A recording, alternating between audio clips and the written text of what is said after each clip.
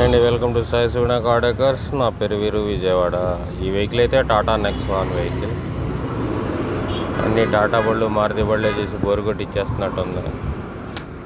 ఏం చేస్తామండి, మా దగ్గర మరి వెహికల్ వస్తున్నాయి. ఈ వెహికల్ వచ్చి నెక్సాన్ వెహికల్. ఈ వెహికల్ కూడా కస్టమర్ పూర్తిగా అన్ని యాక్సరీస్ వేయించుకున్నారు.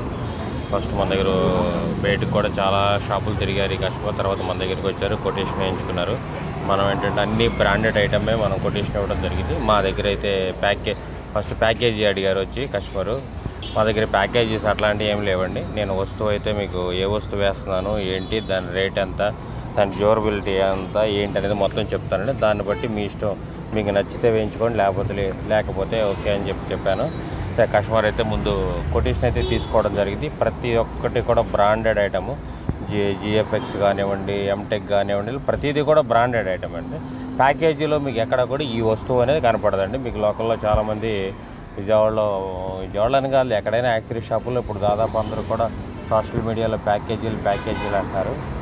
ఆ ప్యాకేజీలు తర్వాత వచ్చే లీకేజీలు అవన్నీ వేరే విషయం, మనకు అనవసరం అండి.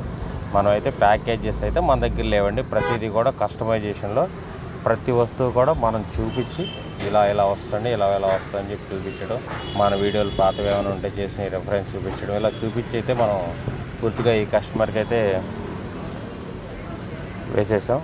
కస్టమర్ అయితే మన దగ్గర కూడా బాగా సాటిస్ఫై అయినట్టే చెప్పారు. అన్నీ బాగానే ఉన్నాయండి, చాలా బాగా వచ్చినాయండి అని చెప్పారు. ఆయన కూడా ఇంతకుముందు ఎక్కడ చేయించుకోలేదు, ఆయన కొత్త కారు కొనుక్కున్నారు కదా చెప్పారు. మనమైతే 100% పర్ఫెక్ట్గా అయితే చేసేవ్వడం జరిగింది కస్టమర్కి. అయితే మన కస్టమర్ సాటిస్ఫై అయ్యారా లేదనేది మా గూగుల్ రివ్యూస్ చూస్తే మీకు ఆల్మోస్ట్ అర్థం అవుతుందండి. ఎందుకంటే మనం ప్రతిదీ కూడా బ్రాండెడ్ ఐటమే వేస్తామండి. అన్బ్రాండెడ్ ఐటమ్ వేసి 4 రోజులు పోయిన తర్వాత అవన్నీ ఊడిపోయి లేదంటే అదంతా ఫేడ్ అవుట్ అయిపోయి ఇబ్బంది పడతాం. మాకు ఎందుకంటే ఇదంతా. Thank you for watching. Please subscribe my channel.